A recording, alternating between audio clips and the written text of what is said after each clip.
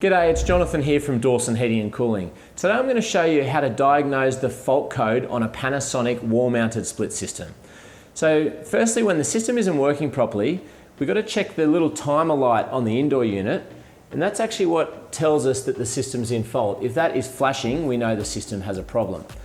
So the first thing we can try is we can try going to the outdoor unit, and there's an isolator mounted next to the outdoor unit. You can turn that off, drop the power off for about 30 seconds and turn the power back on and see if the system actually resets. It will reset if it's just a general nuisance fault.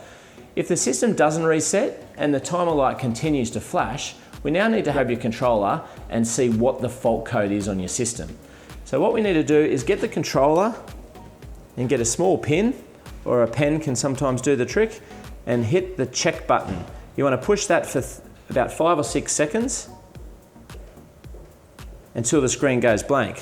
Once the screen goes blank, we need to push the up button until we hear a long continuous beat.